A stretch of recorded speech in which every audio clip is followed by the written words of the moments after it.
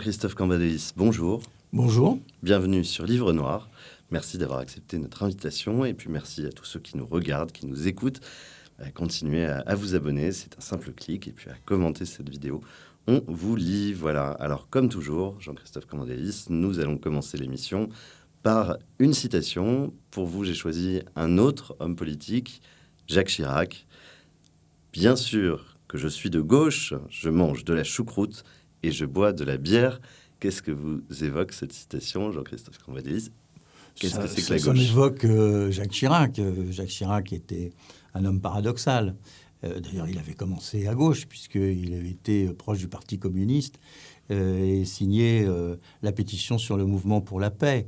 Et puis après, c'était plutôt un radical de droite, mais un radical socialiste, ce qu'on expliquait à cette époque, c'est-à-dire un homme qui prenait en compte la réalité, qui était de bonne franquette, d'où la formule, sur la bière, qu'il adorait, mais lui, il buvait des Corona, donc c'était pas de la bière française.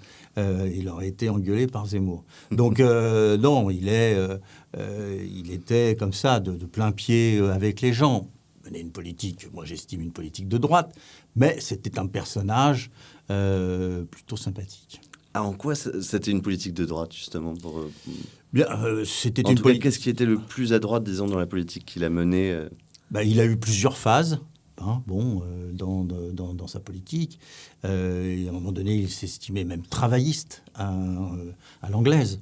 Mais il n'a pas persévéré dans ce sens. Il était très attaqué d'ailleurs par un autre gaulliste qui était Philippe Séguin, qui estimait que la politique libérale portée par Alain Juppé de remise en cause de l'État-providence était une politique qui ne lui allait pas. Et donc Jacques Chirac a suivi cela. Il a fait un certain nombre de mesures sous l'impulsion d'ailleurs d'un autre personnage politique important de son entourage, c'est-à-dire M. de Villepin, sur des contrats courts dans la jeunesse, etc. Il a endossé ce qui était un peu la mode de la droite à l'époque, qui était un libéralisme remettant en cause l'État social. Alors, vous avez une très longue carrière politique. Vous avez commencé d'abord, non pas en politique, mais dans le syndicalisme étudiant, président de l'UNEF, donc au début des années 80. Vous rentrez au Parti socialiste en 86, me semble-t-il. Vous êtes élu député donc en 88. Vous restez député presque sans interruption jusqu'en 2017, en dehors de la cohabitation 93-97.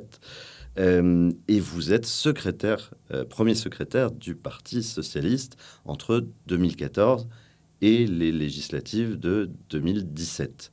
C'est bien cela, je n'oublie rien. Aujourd'hui, vous êtes président de la nouvelle société. Vous allez nous expliquer de quoi il s'agit. Mais première question, avant de revenir peut-être à votre parcours, à votre enfance, à ce qui vous construit, et puis bien sûr de commenter l'actualité politique. Est-ce que vous voyez recommencer à faire de la politique de terrain, à faire de la politique, à vous présenter aux élections? Non.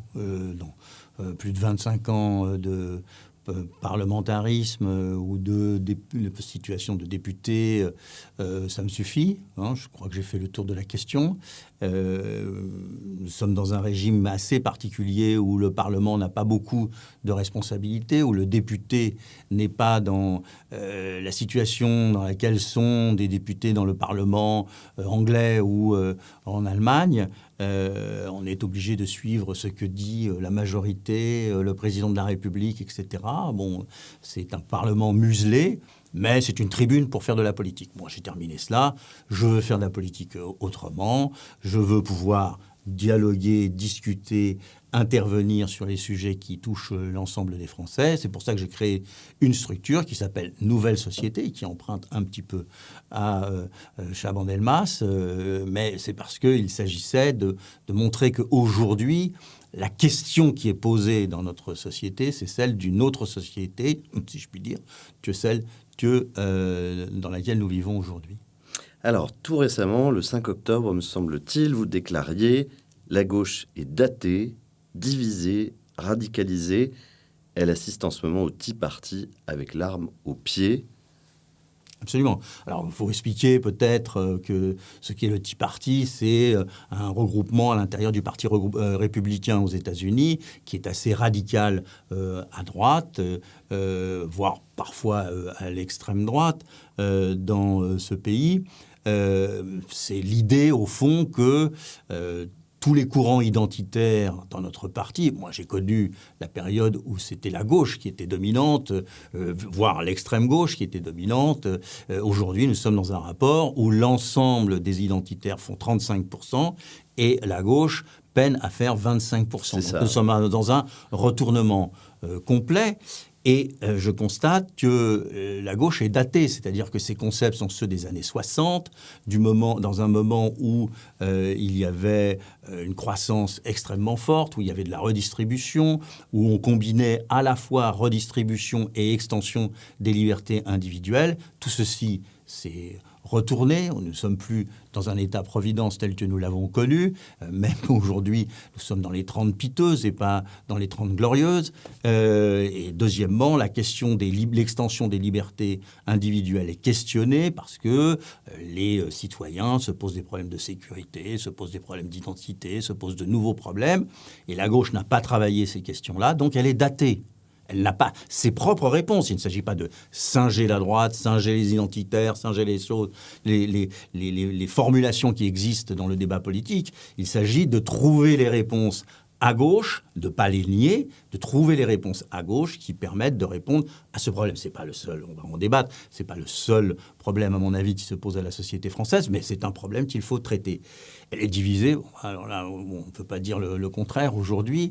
Il n'y a pas un segment à gauche qui ne soit pas représenté par un candidat à l'élection présidentielle. Nous sommes à 6, 7, 8, enfin on ne sait pas à combien on va terminer. Il faut attendre de savoir s'ils auront les 500 signatures, mais ils sont très nombreux à être candidats à l'élection présidentielle, sachant que, vu le nombre de candidats à gauche, aucun d'entre eux ne sera au deuxième tour de l'élection présidentielle. Donc c'est la première fois sous la Ve République que la gauche va être éliminée, à part 2002 et Lionel Jospin, mais là on était dans un débat à trois, mais aujourd'hui avec Jean-Marie Le Pen et Jacques Chirac, là aujourd'hui nous sommes dans une situation où la gauche est éliminée. Et ce que je dis, pourquoi diviser, c'est que non seulement la gauche peut être battue au premier tour de l'élection présidentielle, donc devra choisir son candidat pour le second tour. Ça ne va pas être de la tarte, vu les candidats. Et deuxièmement, il n'y a pas d'accord sur les élections législatives. Donc si vous avez 5 candidats par circonscription aux élections législatives, ça veut dire que, puisqu'il faut 12,5 des inscrits maintenant, ça veut dire que la gauche peut être totalement éliminée. C'est pour ça que je dis c'est gauche année zéro. Comme en son temps, dans les années 60, il fallait reconstruire la gauche pour être en capacité de revenir en responsabilité, aujourd'hui, il faut refaire ce mouvement. Justement, comment reconstruire? Vous employez le terme radicaliser pour la gauche. Vous pensez à quoi? Au wokisme, justement, à ces...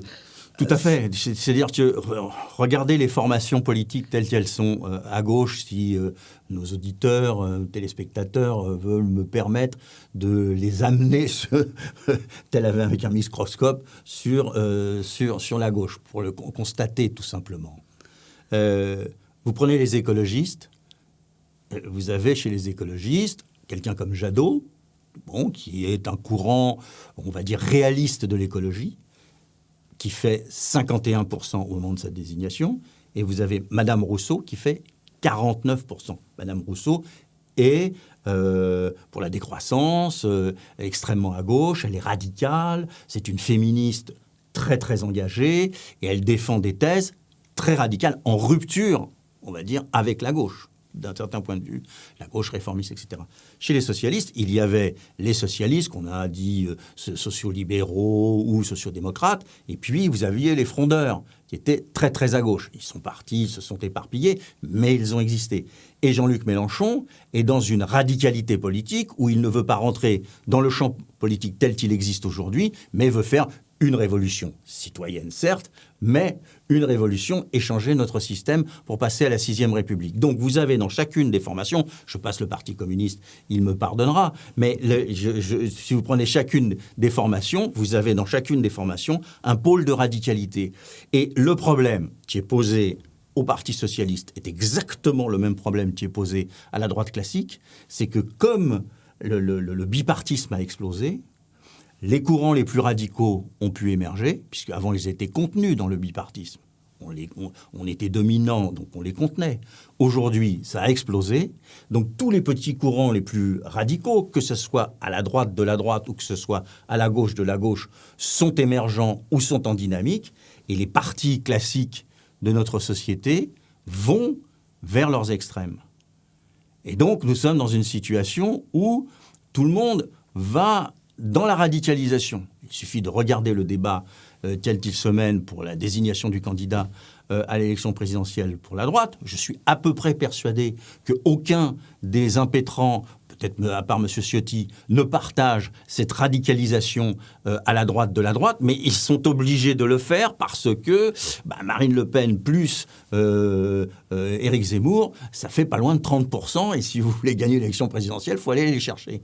Donc, autant dans la période précédente, François Mitterrand, par exemple, et les successeurs de François Mitterrand à gauche dominaient le Parti communiste et l'extrême gauche. Donc c'était à eux de se rallier à François Mitterrand. Autant Jacques Chirac et ses successeurs dominaient à droite, et c'était jusqu'au moment où Jean-Marie Le Pen a percé, mais c'était à l'extrême droite de se rallier à le candidat de la droite. Autant aujourd'hui, ce sont ces formations qui sont obligées d'aller sur leur gauche ou sur leur droite. Et donc, il y a une radicalisation. Donc, la gauche est datée, divisée, radicalisée. Elle ne correspond pas, elle n'est pas en capacité de donner une réponse positive à la France d'aujourd'hui. Et ce qui entraîne une aspiration du vote de gauche par Emmanuel Macron, une forme de vote utile avant l'heure où les gens... D'une partie seulement. C'est ça, mais partie importante quand on voit le niveau justement de l'étiage de la gauche, de l'ensemble des gauches actuelles, vous disiez, je pense que autour de 25%. Oui, autour de 25%. Mais je pense qu'il y a une partie de la gauche qui est aujourd'hui, faute d'offres politiques à gauche qui soient praticables, réalistes, responsables, moi je dis, va dans un vote d'attente sur Emmanuel Macron. Ne nous trompons pas, c'est un vote d'attente. Parce que nous ne savons pas quelle sera l'offre politique à la fin. Mais je crois que la grande partie de la gauche, comme une grande partie de la droite, voire une partie de ce qu'on appelle l'extrême droite ou l'extrême gauche, ils sont aujourd'hui dans l'abstention. C'est ce qu'on a vu lors des élections régionales. On n'a pas mesuré, et les sondeurs sont incapables de mesurer l'abstentionnisme.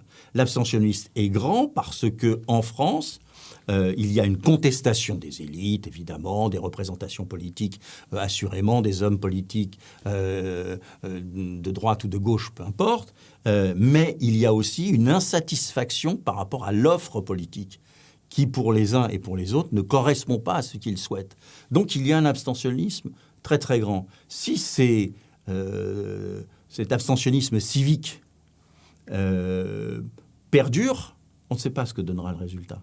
On l'a vu, les sondeurs nous disaient que Marine Le Pen allait emporter 1, 2, 3 régions aux élections régionales. On nous disait déjà tout de suite que M. Mariani allait être le président de la région PACA. Et bon, tout le monde constatait, au deuxième tour, il était en avance. Au premier tour, il était très largement avant. Mais l'abstention a modifié la donne. Donc aujourd'hui, on est dans une situation qui est hors sol. Et nous faisons de la politique, nous interprétons la politique, nous nous positionnons par rapport à une illusion, par rapport à un mirage. Et tout fonctionne par rapport à cela. On ne sait pas ce qui va se passer.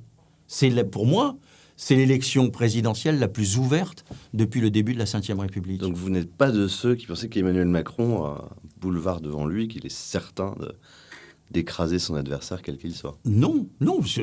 Prenons quelques cas de figure, parce qu'on aime beaucoup analyser cela, c'est bien normal. D'abord, vous ne savez pas qui aura les 500 signatures. Prenons à gauche, nous ne savons pas si M.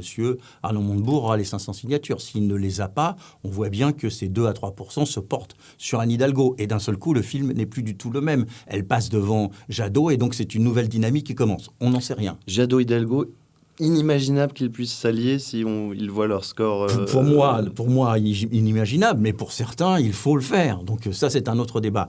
Mais à l'extrême droite ou à la droite, de la droite, peu importe le vocable que l'on emploie, nous ne savons pas si M. Zemmour a ses 500 signatures. Vous voyez bien que c'est quand même différent. S'il a ses 500 signatures, il est candidat à l'élection présidentielle, il fait entre 15 et 17%, donc ça interdit à Marine Le Pen d'être au second tour. Donc cela permet à un candidat de droite d'être au second tour. Et si un candidat de droite est au second tour, on voit bien que dans les instituts de sondage, on dit que M. Xavier Bertrand ou Mme Pécresse, que sais-je, font 48-49%. Donc c'est plus le même gap pour le président sortant. Deuxième chose, on ne sait pas qui aura les 500 signatures, et le fait de les avoir ou ne pas les avoir va modifier la donne, évidemment. Et enfin, Emmanuel Macron, pour l'instant, profite du fait qu'il est le président de la République. Et que comme les Français ne voient pas, à cette étape, d'alternative politique au président de la République, qu'on est dans une phase économique très difficile, qu'on a le Covid qui revient, ils se disent, écoutez, on en a un, là, il connaît le boulot, gardons-le. Mais le jour où la campagne commence, il va se tasser, parce que les offres politiques seront là. Or, quand vous êtes à 24%, qui est à peu près le score qu'il a fait lors de la dernière présidentielle, et que 15 jours après l'élection présidentielle, vous passez à 20%, parce que les électeurs se seront répartis en fonction des offres politiques nouvelles. Parce que vous savez que sous la Ve République, c'est assez simple. Au premier tour, on choisit. Au deuxième tour, on élimine. Donc, ils choisissent un candidat. Et que Macron baisse à 20%, vous allez voir ce que dira la presse. La presse dira effondrement, glissade. Et donc, vous savez bien que ces phénomènes-là sont des phénomènes très importants dans la communication politique. Donc, on ne sait pas. Vous avez déclaré d'ailleurs, en fait, c'était son annonce de candidature, là, quand il a pris la parole, il y a une dizaine de jours, au sujet du Covid. J'avais vraiment l'impression qu'il participait au débat de la primaire des Républicains, puisque tous les thèmes qu'il employait, à part, évidemment, le problème du Covid, qui est un problème sanitaire pour la France, c'était les thèmes qui avaient été abordés lors du débat sur LCI, et il donnait sa propre réponse. Mais c'est normal, parce que il estime que la gauche est en jeu, donc il pense que le débat ou le combat est au sein de la droite. C'est-à-dire que c'est là qu'il faut tirer un certain nombre d'électeurs et qu'il faut coincer les Républicains entre son offre politique, qui pour moi est une deuxième droite, c'est la deuxième droite, et ce que l'on appelle l'extrême droite, les identitaires, Vous le connaissez un petit peu, Emmanuel Macron. Vous avez eu l'occasion de le voir travailler, monter d'abord. C'est un homme justement de gauche ou de droite? Là, vous venez de répondre de droite aujourd'hui, mais est-ce que c'est pas de gauche et de droite en même temps, en fonction des moments, en fonction justement des stratégies adoptées? Quel genre d'homme est-ce? Est-ce que vous pouvez nous en parler un peu?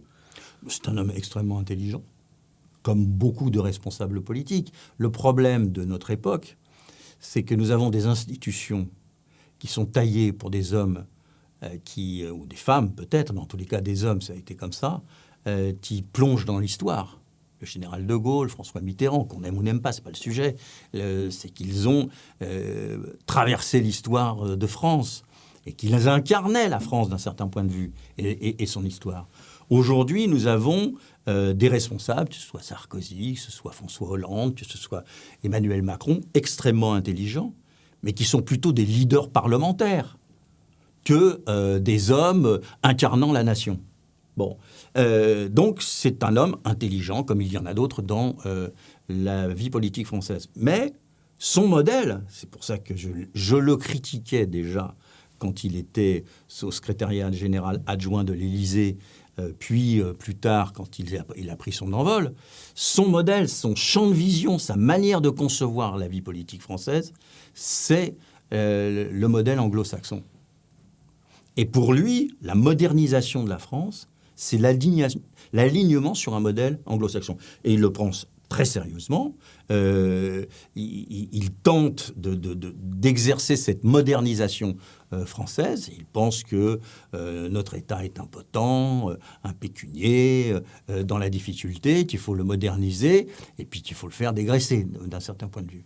Et donc c'est un homme extrêmement libéral dans le sens économique du terme. Pour le reste, il est pro-européen, très très très pro-européen, et sur les questions de société, il a mis cela un peu en sourdine aujourd'hui vu la situation dans le pays, mais il est très libéral sur les questions de société. Il a une vision très anglo-saxonne. Alors aujourd'hui, puisqu'il ferraille dans la droite, il a mis de côté ce qu'il disait d'ailleurs en son temps contre Manuel Valls, en disant que les conceptions républicaines de Manuel Valls étaient un problème pour lui, qu'il était, pour ainsi dire, pour le communautarisme. Il s'adressait aux banlieues d'une certaine manière. Je veux dire, Nicolas Sarkozy disait on va régler le problème en banlieue face à la racaille. Emmanuel Macron disait, lui, on peut réussir quand on est en banlieue. Je ne sais pas lequel je préfère des deux. En tous les cas, peut-être celui qui dit qu'on va réussir. Mais en tout état de cause, c'était pas la même orientation. Donc, c'est un homme qui est pétri de culture anglo-saxonne. Et le troisième élément, qui pour moi est rédhibitoire, c'est que c'est un jacobin. C'est pas par hasard si, lorsqu'il écrit Révolution, il exerce une critique vis-à-vis de François Hollande, qui est l'absence de verticalisme de ce dernier, et qu'il se fait caricaturer comme Jupiter. C'est-à-dire que pour lui, le président de la République, c'est un rapport direct entre le président et le peuple. Il n'y a pas de corps intermédiaire. Les corps intermédiaires sont là pour ralentir la modernisation. Je précise que vous avez justement écrit, votre dernier ouvrage, c'était « La gauche de demain sera girondine ». Vous avez vécu de ce point de vue un tournant, vous étiez plutôt jacobin dans vos premières années d'engagement politique. Qu'est-ce qui vous a fait changer d'avis? C'est justement sous François Hollande de voir la liberté qu'il laissait aux corps intermédiaires? Non, parce que j'ai estimé, après analyse politique, c'est-à-dire après avoir réfléchi sur la déroute de la gauche à l'élection présidentielle, j'ai pensé que celle-ci avait son horloge interne bloquée dans les années 60, et d'une certaine manière cherchant à singer le général de Gaulle et les gaullistes, chacun se singeant d'ailleurs. Bon, j'ai pensé que le problème de la France, un des problèmes, parce qu'il y a de nombreux problèmes, mais un des problèmes, c'était le blocage institutionnel. C'est-à-dire que autant la centralisation fut nécessaire avec le général de Gaulle pour sortir du colonialisme, on peut le critiquer, mais on peut le constater, et qu'il fallait un État d'un certain point de vue fort pour pouvoir sortir de la guerre d'Indochine, de la guerre d'Algérie, de la fin de nos colonies, pour pouvoir se tourner vers l'Europe, même si c'était une Europe des nations pour le général de Gaulle, il fallait un pouvoir fort. Et donc il fallait mettre fin à la 4e République, c'était le bazar pour tout dire. Autant aujourd'hui, ce pouvoir fort bloque la société française. Le commerçant, l'artisan, celui qui veut construire son entreprise, vous direz des milliers de choses sur l'impossibilité de le faire vu la nomenclature administrative française et le fait qu'on stérilise toute initiative. Bon, mais il y a 1001 sujets. Aujourd'hui, ce n'est plus possible, ce Parlement, où vous avez une majorité qui vient suivre l'élection du président de la République et il n'y a aucun débat. Au fond, d'un certain point de vue, le seul moment où il y a eu le débat, c'est quand il y avait le Parti socialiste en responsabilité, puisqu'il y avait les frondeurs qui provoquaient le débat, mais au sein du Parti socialiste, pas dans la société. Quand vous pensez que notre système fait que ce n'est pas le Parlement qui décide du budget de la nation, c'est Bercy. Donc c'est une technocratie qui décide ce qui est bon ou pas bon pour le peuple, en accord bien sûr avec le gouvernement. Mais donc il y a une liberté politique qui est entravée, il y a une liberté d'entreprendre qui est entravée. Donc ce système est un système autobloquant pour la société française. Et à partir de là, les Français s'en détournent. C'est une des raisons de cette critique civique que nous rencontrons. Donc, oui, il faut ce que moi j'appelle un nouveau compromis historique entre l'État jacobin et les régions. Donc, il faut introduire du girondisme, du parlementarisme dans la Ve République. C'est une réforme majeure, parce que le prochain président de la République sera confronté exactement au même problème. Pompidou disait « tout remonte au président ». C'est pas normal, parce que ça remonte au président, mais c'est pas lui qui est devant la représentation nationale, c'est son Premier ministre. Il faut, moi c'est ma conception, un président arbitre dans la nation, et il faut un Premier ministre qui gouverne. D'ailleurs, c'est la lettre de la Constitution, et au fur et à mesure, elle a été remise en avec cause. Le quinquennat en particulier. Ce qui est une erreur. C'est une erreur qui est une erreur de la gauche. On a fait cette erreur. Autant le quinquennat, c'était discutable. C'était une position développée par le Parti socialiste, mais aussi par Valéry Giscard d'Estaing, par M. Bayrou et par beaucoup d'autres, qui était de réduire, parce que 7 ans, ça faisait très très long. Et on voit bien aujourd'hui comment les Français critiquent le fait qu'on vote une fois et puis après on les retrouve 5 ans plus tard ou 7 ans plus tard là, dans l'occasion. Donc ça, c'était discutable. Mais là où nous avons commis une erreur, c'est que nous avons ajouté au quinquennat l'inversion du calendrier. C'est-à-dire qu'on a l'élection présidentielle avant l'élection législative. Et donc en ayant l'élection présidentielle avant les législatives, d'un certain point de vue, tout se concentre sur l'élection présidentielle. Encore plus. Déjà, les institutions produisent notre monarque républicain, comme disait M. Duverger, le constitutionnaliste. Mais en plus, là, on l'a renforcé. Et d'ailleurs, c'est la raison pour laquelle aucun des partis de gauche ne veut déroger à cette bataille. Il veut absolument le candidat à l'élection présidentielle. Si les partis de gauche chutent, est-ce que ce n'est pas aussi parce qu'ils refusent de s'emparer de sujets comme l'insécurité, comme l'immigration, qui deviennent, je pense que qui comptent à la rencontre des Français, on sent que ce sont des préoccupations, quel que soit le parti pris, l'allégeance politique des gens. Et on a l'impression que la gauche se brûle les doigts à chaque fois qu'elle en parle et que ce sont des sujets tabous. C'est ça qu'il faut changer aussi, peut-être. Si la gauche ne faisait que ça, ça serait critiquable. Mais ça serait, on pourrait le redresser, parce que comme je vous l'ai dit au début de l'entretien, il faut une réponse de gauche à ces problèmes. Il ne s'agit pas de dire la droite a raison. Il faut discuter ce qu'elle dit. Mais pour ça, il faut poser le constat, ce qui n'est même pas... Il faut poser le constat, évidemment.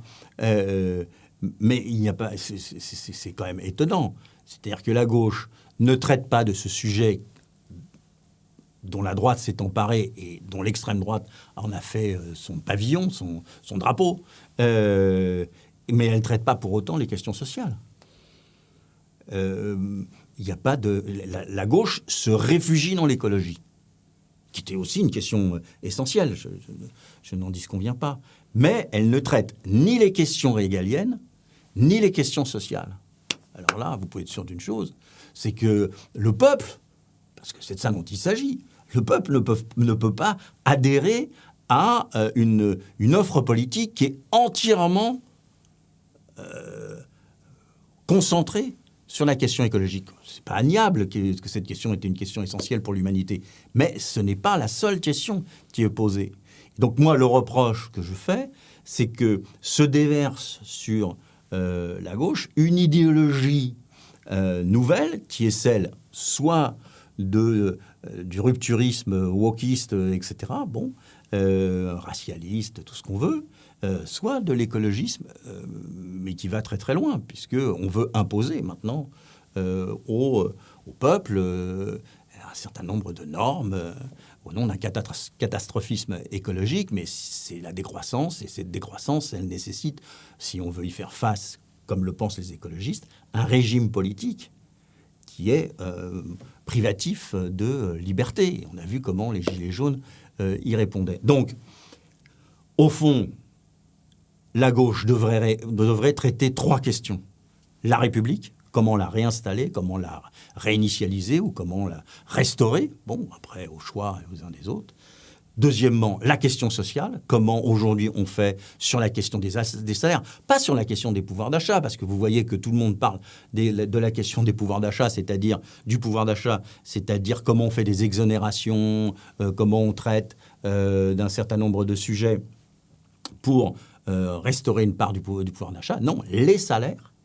Et derrière, la question du précariat, qui est une question essentielle auquel nos sociétés sont confrontées, parce que le dumping fiscal ou le dumping social d'un certain nombre de pays dans le monde fait que, pour pouvoir être compétitif, il faut une pression sur les salaires, et cette pression sur les salaires conduit à quoi ? Ce que on vous paye pour quelques heures par jour, et allez-y, vivez avec ça. Mais d'ailleurs, vous êtes l'un des rares à gauche, avec Arnaud Montebourg, même si au sein de la gauche, il est parfois considéré comme quelqu'un de droite, mais à parler de la désindustrialisation et de la nécésité de retrouver de l'emploi stable dans le pays. Parce que oui, mais alors le troisième point, c'est l'écologie, je ne reviens pas. C'est 3 points que la gauche devrait traiter dans un projet d'ensemble, c'est-à-dire proposer une nouvelle société sur ces 3 points. Mais sur l'industrie, qui est pour moi une question essentielle, c'est-à-dire qu'on est confronté à une déconstruction républicaine, on est confronté à une désocialisation et on est confronté à une désindustrialisation. Bon, c'est les 3 D. Mais il ne s'agit pas de retrouver l'industrie des années 50 ou des années 60. Aujourd'hui, on ne le retrouvera pas. Et aujourd'hui, on ne sera pas en capacité de le faire. La question qui est posée, c'est la nouvelle industrie. C'est l'industrie ce qu'on appelle 4.0, c'est-à-dire rentrer dans une ère où il ne s'agit pas, où il ne s'agit plus d'être dans le travail à la chaîne comme le Fordisme ou le Toyotisme, mais il s'agit de construire les usines de demain, c'est-à-dire où les robots sont intelligents, où nous allons pouvoir travailler en dehors de l'action humaine, de l'emboutissage ou autre. Cette question-là, elle n'est pas abordée. Alors, elle est abordée par personne. Parce que tout le monde parle de l'industrie, parce qu'on sait qu'en parlant de l'industrie, on parle aux couches populaires, aux ouvriers, aux salariés qui sont dans l'industrie. Ils sont encore 4 millions, il faut peut-être y penser. Et donc, ils voient leur secteur se réduire au fur et à mesure. Mais on ne pense pas les usines de demain, l'industrie de demain. Nous sommes rentrés dans une révolution de l'immatériel. Alors, on se réfugie dans l'identité, c'est une question qu'il faut traiter, dans l'immigration, c'est une question qu'il faut traiter, dans l'insécurité, évidemment, il faut la traiter. On se réfugie, ça c'est pour la droite, on se réfugie à gauche dans l'écologie, mais on ne pense pas la société de demain. Or, le rôle du politique, c'est de penser la société de demain, c'est de penser le fait qu'aujourd'hui, on est capable de soigner, voire même d'opérer, grâce à Internet. Aujourd'hui, vous ne pourriez pas faire une émission comme celle-ci si vous n'aviez pas cette révolution de l'immatériel. On est dans un petit studio, pof, c'est parti. Et on peut gagner des prix, d'ailleurs, avec le nombre d'abonnés. Et oui, le trophée 100 000 abonnés. Voilà. Il faut faire de sa propre publicité. Exactement. Bon, mais c'est valable partout. Aujourd'hui, avec votre smartphone, vous pouvez commander ce que vous voulez, à manger, à lire, un film, etc.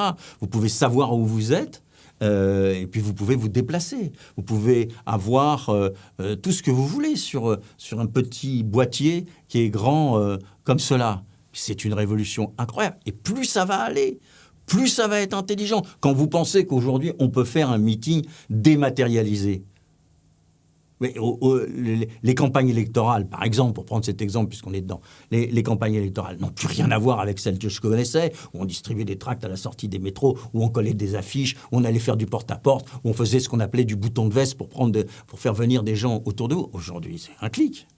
De ce point de vue, Éric Zemmour est à la pointe. Apparemment, c'est lui qui domine très largement sur les réseaux sociaux. Comment vous expliquez, là encore, qu'il ait cette avance? Est-ce que c'est parce que... Je pense que ça tient aux militants. Je m'explique. À partir du moment où la droite et la gauche se sont institutionnalisées, prenons ces deux grandes familles. On était à droite il y a une vingtaine d'années parce qu'on était anticommuniste et qu'on ne voulait pas que le régime communiste, peu importe, vienne s'installer à Paris. Que la position de François Mitterrand, qui était de faire venir les communistes dans le gouvernement, était insupportable. Après, il y avait la question des libertés, des mœurs, etc. Mais la gauche était imbuvable pour une partie de la droite. Et donc, dès l'enfance, dès l'adolescence, dans des bahuts, dans des écoles, dans des lycées, dans des collèges, par la famille ou tout simplement par sa propre réflexion, on était contre la gauche. Et donc on militait. Parce qu'il y avait un sens à l'action politique. Et à gauche, on était contre la droite. Capitaliste, impérialiste, pro-américaine, qui voulait imposer... Gérald de Gaulle, qui était fasciste pour certains, en tous les cas autoritaire pour le général de Gaulle. Et donc la question des libertés, la question sociale était posée. Et donc, dès l'adolescence, ce qui est mon cas, par la réflexion, par l'injustice sociale, on se radicalisait et on devenait homme ou femme politique de gauche. Et il y avait la nécessité d'avoir une société de justice et de rétablir les libertés qui étaient mises en cause pour toute une série de raisons. Donc on militait. Mais aujourd'hui, ces formations politiques ne militent plus. Vous avez de moins en moins de militants. Qu'est-ce que c'est que vous êtes obligé de faire une primaire ou un congrès à droite de 150 000 sur 60 millions de Français? Mais vous imaginez qu'à l'apogée de l'UDR, du RPR, etc., c'était 500 ou 600 millions de personnes. Pas 500 ou 600 000 personnes. Oui, millions, ça ferait beaucoup. De personnes. Le Parti socialiste, en 81, c'était 350 000 personnes. On ne milite plus. Alors, à partir de là, ces partis s'étant affaissés sur eux-mêmes, s'étant notabilisés, ne répondant plus aux questions qui sont posées dans leur camp, a émergé des jeunes à gauche, vous ne les voyez pas encore, mais on pourrait les voir dans le wokisme, par exemple, et à droite, qui sont plus militants. Mais l'arène du militantisme n'est plus de boiter, de diffuser, de tracter à la sortie des bahuts, etc. C'est combien j'ai de boucles WhatsApp et de followers. Et c'est Emmanuel Macron qui a ouvert le bal de ce point de vue. Parce que celui qui a ouvert les vannes de cela, c'est Barack Obama, que tout le monde a imité. C'est l'introduction. Et après, Trump en a fait usage à mauvais escient, puisqu'il a été jusqu'au bout. Il a utilisé les données pour pouvoir envoyer des messages en fonction de ce que vous pensez. Si vous avez sur votre ordinateur ou votre smartphone cherché 15 fois où est-ce qu'il y avait un terrain de chasse, on sait que vous êtes chasseur. Et donc, on vous envoie l'idée que, d'abord, on vous envoie de la pub pour acheter des fusils, et puis après, on vous dit, mais attention, la gauche va remettre en cause la chasse. Bon, donc, on vous motive. Mais c'est anglo-saxon et très vite utilisé par la Russie, par la Chine, comme moyen de manipulation de l'opinion. Bon, et nous, on est très en retard. Mais on rentre dans cet univers qui est la politique numérique. Parce que la loi encadre encore beaucoup ce type de, justement, d'accès au... Pas tellement. Vous avez le droit de dire ce que vous voulez. Oui, mais le fait de pomper les données, par exemple... Ah, pomper les données, oui. En période de campagne électorale, c'est encore... Oui. Ça, là, ça s'est fait en Angleterre, d'ailleurs. C'était en Angleterre que cette réflexion, cette action a été faite. Et heureusement, nous, on protège les données en Europe d'une manière générale. Mais c'était pour dire que aujourd'hui, je vais vous prendre un exemple. Il y a 20 ans, je n'aurais pas pu créer une nouvelle société. Parce qu'il aurait fallu que je réunisse 20 copains ou copines, que ces derniers, avec des enveloppes, envoient des lettres à tout le monde, peut-être des fax à l'époque, pour pouvoir les regrouper, qui viennent à Paris, qu'on constitue. Bon, aujourd'hui, c'est simple. J'ai un clic. À partir de là, je fais des campagnes, je collectionne des mails, je leur propose d'être sympathisants. Et en espace d'un an, j'ai 10 000 personnes qui sont sympathisants de mon site. Je n'aurais jamais pu faire ça. Il fallait 20 ans pour pouvoir constituer un réseau de 10 000. Il y a d'autres choses qui changent. Vous avez vécu de nombreuses campagnes présidentielles. Elles se sont raccourcies peut-être. Quand est-ce que les choses vont se... quand est-ce qu'on pourrait y voir plus clair dans cette campagne présidentielle, par exemple, à votre avis, au mois de janvier, après le congrès des LR le 4 décembre, plus tard encore? Est-ce que la temporalité a changé? Je pense qu'il y a deux rendez-vous, on le voit bien maintenant. Le premier rendez-vous, c'est le 4 décembre, qui va sortir du congrès de LR. À ce moment-là, le peuple de droite, entre guillemets, aura son prétendant. Est-ce qu'ils estimeront que cela est suffisant pour rallier ce dernier, ou estimeront qu'il faut peser sur ce dernier jusqu'au bout, et donc continueront à investir des offres politiques à droite plus radicales? Ça, on n'en sait strictement rien. Mais ça sera très important. Et d'ailleurs, à mon avis, c'est à ce moment-là que quelqu'un comme M. Zemmour se déterminera. Enfin, il a un problème stratégique. Faut-il se déterminer avant? Faut-il se déterminer après? Mais il se déterminera sûrement après pour savoir quel est l'angle de la droite et comment il peut l'attaquer. Vous comprenez que ce n'est pas tout à fait la même chose si il a Ciotti comme leader des Républicains ou s'il a Pécresse ou quelqu'un d'autre. Bon. Mais on voit bien que c'est un moment clé de la vie politique, et c'est toujours le cas. Décembre, c'est toujours le cas. Moi, j'avais proposé que nous ayons une primaire et que François Hollande puisse s'engager dans la bataille le 3 décembre. Parce que pour moi, c'est un moment clé, c'est un moment tournant, c'est un moment où les Français arrêtent de dire « Ah, ça me plairait bien » et se tournent vers « Qu'est-ce qu'il faudrait ?» pour la France. Bon, on abandonne un petit peu les desiderata pour rentrer dans le sérieux de l'offre politique. Bon.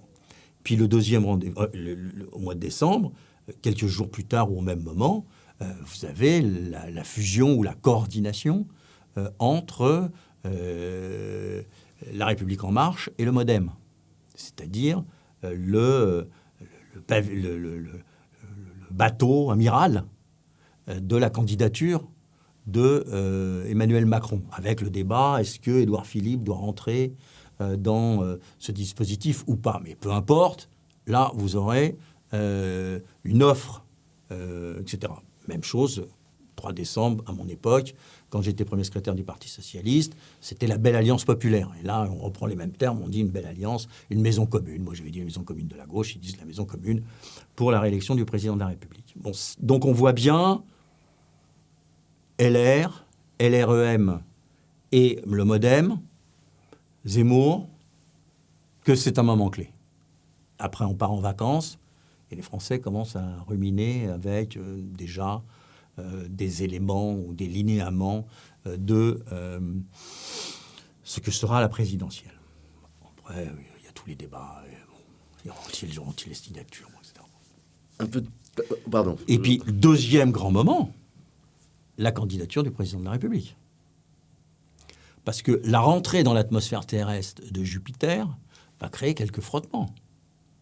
Parce qu'il ne s'agira plus simplement d'être dans l'action gouvernementale avec le carnet de chèques de quoi qu'il en coûte. toutes les semaines, tous les jours, etc. Très bien, bon, c'est bon, voilà. Il aurait tort de s'en priver, vu la situation. Mais il le fait. Et là, la question sera un deuxième quinquennat, pourquoi faire? Et d'ailleurs, je pense qu'Emmanuel Macron l'a anticipé. C'est pour cela qu'il nous fait tout le numéro autour de 2030. Parce qu'en fin de compte, ce qu'il proposera au mois de février, quand il sera candidat, ce n'est pas un deuxième quinquennat. C'est une nouvelle frontière. Et il dira, je suis candidat, puisque je ne me représenterai pas après, pour ouvrir cette nouvelle frontière. Donc vous ne réélisez pas Emmanuel Macron, vous prononcez pour une nouvelle frontière 2030. Bon, donc, mais il sera candidat, et à ce moment-là, est-ce que les Français diront, bon, c'est bien, c'est pas bien, non, franchement, les offres politiques alternatives ne sont pas au niveau, donc on reste accroché au président de la République, bon, on aura peut-être plus tard quelque chose de mieux. Mais il peut aussi y avoir un léger décrochage. Et comme je l'ai dit tout à l'heure, un léger décrochage peut créer une dynamique baissière, disent les sondeurs. Et donc, vous voyez que c'est pas grand-chose. Hein. Vous en avez un qui est à 15, une qui est à 15, Marine Le Pen, Zemmour à 16 ou à 14, suivant les instituts de sondage et leur proximité avec le pouvoir. Et puis, vous avez la droite classique qui est à 13-14 et qui peut, après la désignation, monter à 15 ou à 16. Donc, vous allez avoir une qualification pour le deuxième tour qui sera extrêmement basse. C'est d'ailleurs pour ça que moi, j'étais favorable à une candidature autour d'Anne Hidalgo, mais une candidature de l'ensemble de la gauche, parce que je pense qu'on pouvait accrocher les 14 ou 15% et participer au débat du deuxième tour. Elle sera basse. Pourquoi ? Parce que le paysage politique tel qu'il était campé jusqu'à présent, c'était d'un côté Marine Le Pen, de l'autre côté Emmanuel Macron, et d'un certain point de vue, je ne sais pas il l'a fait volontairement ou pas, mais d'un certain point de vue, Zemmour a fait sauter ça et il a requalifié la droite. Il aurait pu requalifier la gauche d'un certain point de vue. Bon, pas sur les thèmes, évidemment, mais sur l'arithmétique électorale, puisque nous sommes dans une phase de décomposition politique. Nous n'avons pas encore une recomposition politique. C'est étonnant d'ailleurs que la radicalité des propos tenus en ce moment dans la campagne, aussi bien, vous le rappelez, dans le camp des Républicains, que chez Éric Zemmour, que chez Marine Le Pen, n'est pas du tout remobiliser la gauche. C'est-à-dire qu'on aurait pu imaginer que cela serve de chiffon rouge, que la gauche se redresse en ayant à nouveau un ennemi facile, une cible, en l'occurrence Éric Zemmour. Oui, ça, moi, ça me désespère. Bon, moi, je suis pour le débat, je ne suis pas pour l'interdiction, je suis pour ferrailler dans les lignes ennemies. Je l'ai toujours fait, j'ai toujours débattu avec tous les responsables du Front National depuis Jean-Marie Le Pen, parce que je pense qu'il y a un débat d'idées en démocratie. Je suis viscéralement hostile à tout ce qui est dit, mais je combats. Et je suis pour quand même que la gauche réagisse. Or là, vous avez eu un élément de synthèse qui est extraordinaire. Vous avez Éric Zemmour qui fait des déclarations que je ne veux pas qualifier devant le Bataclan en disant que quelque part le responsable ce ne sont pas les terroristes mais François Hollande qui n'a pas fermé les frontières auparavant, donc il cherche la provocation parce qu'il est dans une phase de faux plat dans sa campagne électorale. La gauche ne réagit pas, elle ne fait pas bloc. C'est-à-dire ni Mélenchon, ni Jadot, ni le Parti communiste, à part Anne Hidalgo, moi-même et quelques autres, peu ont réagi. Quelques jours plus tard, vous savez, Jean-Luc Mélenchon, qui est menacé de mort par un groupuscule fascisant qui n'aurait peut-être même rien à voir avec l'extrême droite telle qu'elle est constituée. Quand même, avec une cible. À tel point que, avec Madame Obono, il porte plainte, et des journalistes en plus qui étaient mis en cause. Vous n'avez pas de réaction de la gauche. Donc on voit bien que chacun est dans son couloir, ne se préoccupe pas de l'autre, l'objectif étant simplement d'arriver avant l'autre à la présidentielle. Non pas de redresser le pays, changer le pays, etc. Donc comment voulez-vous, dans cette situation où il y a une telle division, où on ne retrouve même pas le réflexe, alors là pour le coup, vous pouvez le dire antifasciste, comment voulez-vous que les hommes et les femmes de gauche s'engagent et viennent? Voilà, ça ne se fait pas. Vous avez justement été à la pointe de ce combat, donc on ne peut pas vous soupçonner de complaisance avec aussi bien les courants d'idées de Marine Le Pen que ceux d'Éric Zemmour. Un peu de politique fiction, je sais que c'est toujours délicat, mais imaginez un second tour, Marine Le Pen, Éric Zemmour. Que feriez-vous? C'est un cauchemar, votre truc. Et pour quelles raisons, au fond, quelle différence faites-vous entre ces deux personnalités politiques qui, aujourd'hui, vous le rappelez, cumulent entre 30 et 36, 35%, 36%. Si vous ajoutez Dupont-Aignan et Poisson, mais eux deux, ils font 30. Oui, et encore dans certains instituts, avec, je voyais par exemple dans le cas de Barnier, ils atteignent les 34, je crois. Ça doit être 17 plus 16, 17 plus 17, maintenant 17-17. Mais bon, globalement, en tout cas, un tiers des Français, disons. Quelle différence faites-vous entre eux? Est-ce que vous iriez voter? Est-ce que vous irez dans la rue? Quelle serait votre réaction? Alors bon, d'abord, je ne pense pas qu'il y ait de différence. J'ai l'habitude de dire qu'en fin de compte, Éric Zemmour, ça doit être psychanalytique pour Marine Le Pen, parce que c'est la résurgence de son père. C'est son père. C'est la même provocation, c'est l'agitation de toute une série de choses qu'elle estimait nécessaire de dépasser pour pouvoir être compatible et de gagner l'élection présidentielle. Et d'un seul coup, elle voit émerger à nouveau son père, et qui va d'ailleurs sur des sujets beaucoup plus loin que n'allait Jean-Marie Le Pen. Et donc, c'est une partie enfouie du lepénisme qui ressurgit. Pourquoi? Parce que, à force de se banaliser, évidemment, les gens trouvent que, c'est pas tout à fait ce qu'ils souhaitaient. Et puis, il y a un doute, d'ailleurs, sur lequel Zemmour appuie, paré de sa dimension intellectuelle, que tout le monde souligne et ressouligne.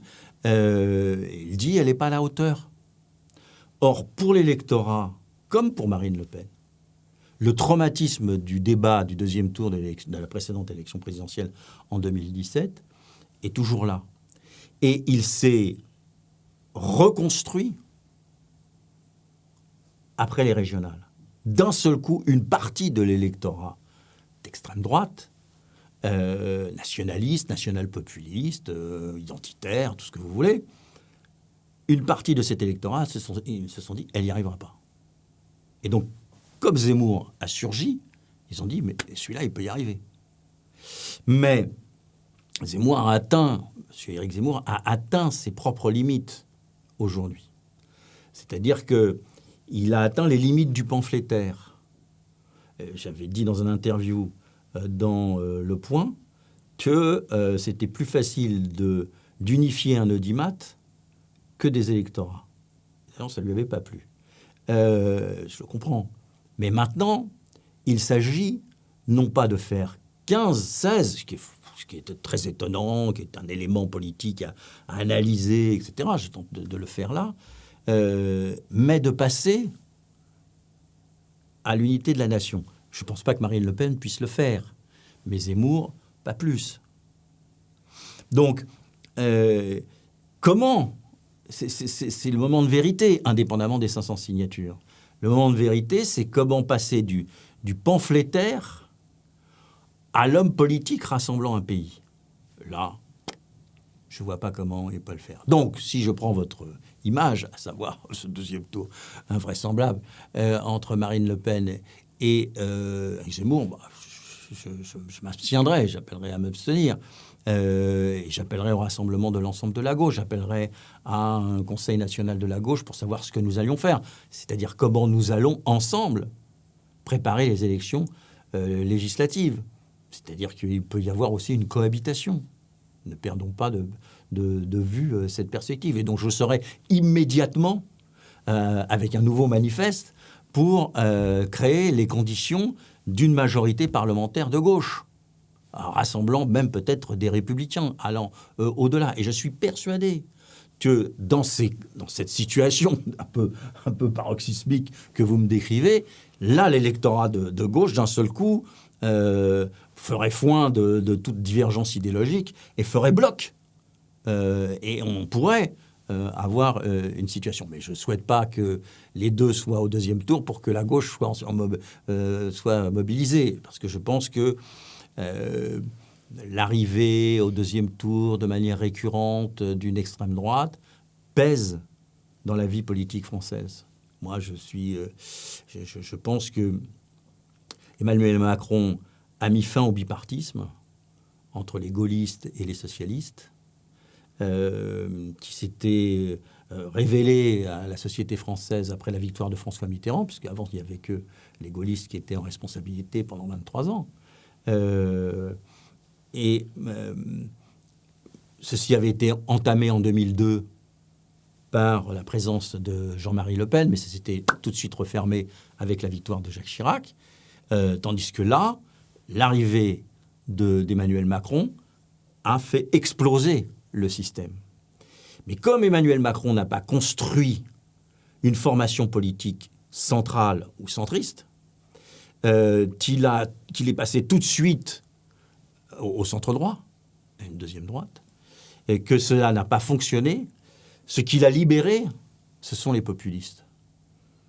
C'est fascinant tout de même Emmanuel Macron, parce que les gens de droite le voient comme quelqu'un de gauche, les gens de gauche le voient comme quelqu'un de droite. Vous, il vient de la gauche. Il a travaillé avec François Hollande dès 2008-2009, quand il envoyait déjà des notes quand il était chez Rothschild. C'est un traître à vos yeux? Il a trahi ses idées, il a changé, ou non, alors je il pense n'a qu'il pas n'a pas été trahi détecté? ses idées, il a trahi Hollande. Ce qui n'est pas pareil. Parce qu'il a toujours défendu une version libérale, social-libérale, de la gauche. Il a défendu, on a des textes ou des interventions devant la Fondation Jean Jaurès, où il estime qu'il n'y a pas, comme l'était le Parti travailliste en son temps, il estime qu'il n'y a pas de divergence entre la gauche et la droite sur les questions économiques, qu'il n'y a que ce qui fonctionne, ce qui fonctionne qui est l'élément qu'il faut reprendre. Ce qui marche doit être l'élément qu'il faut reprendre. Bon, ça c'était ce que le Parti travailliste de la grande époque après Thatcher développait. Et ça, il a toujours pensé. Et il était très avancé sur les questions de société. Défendu le mariage pour tous, etc. J'ai dit sur le communautarisme. Bon. Mais la gauche contenait ces prises de position. Vous aviez des radicaux extrémistes, comme il en existait chez les frondeurs, qui n'étaient pas loin de la révolution nécessaire, je ne sais pas quoi. Et puis vous aviez des libéraux. Mais le Parti socialiste tenait tout. Il y avait des congrès, des majorités, des minorités, il y avait des primaires, et puis on dégageait une position commune. Donc, c'est pas ça le problème. Le problème, c'est que c'est un homme qui a été fait par Hollande. Il est devenu secrétaire général adjoint de l'Élysée. Il a déployé la politique économique. Moi, je ne lui reproche pas d'avoir pensé qu'un jour, il pourrait être président de la République. J'avais proposé qu'on ait une primaire de Macron à Benoît Hamon. C'était le jeu logique. Mais qu'est-ce qu'il a fait? Il a été jusqu'à tenir des réunions autour de François Hollande pour préparer sa campagne à Hollande. À l'Élysée. Il était présent. Donc, il n'a pas simplement menti. Il a ourdi un complot pour sortir. Alors oui, dans la politique cynique, on peut dire c'était bien joué, il a fait croire à Hollande, naïf, qu'il était avec lui. Mais ça décrit un personnage. Ça décrit aussi une attitude politique que l'on retrouve dans les critiques d'Édouard Philippe vis-à-vis de Macron.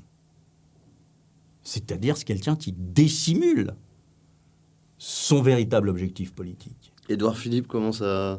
On le voit bien dans ce qui sourd, c'est je reste fidèle au président de la République, moi. Mais je constate que c'est pas facile de travailler avec lui. Bon, on voit bien et un jour ça sortira. Parce que si Édouard Philippe veut avoir un destin politique, il faudra qu'il prenne ses distances vis-à-vis d'Emmanuel Macron. Que Emmanuel Macron gagne ou qu'Emmanuel Macron perde. C'est inscrit. Et je vous dirais d'un certain point de vue, Emmanuel Macron le sait. Il ne sait pas quand, mais il le sait. Parce que c'est ce qu'il a dû faire, lui.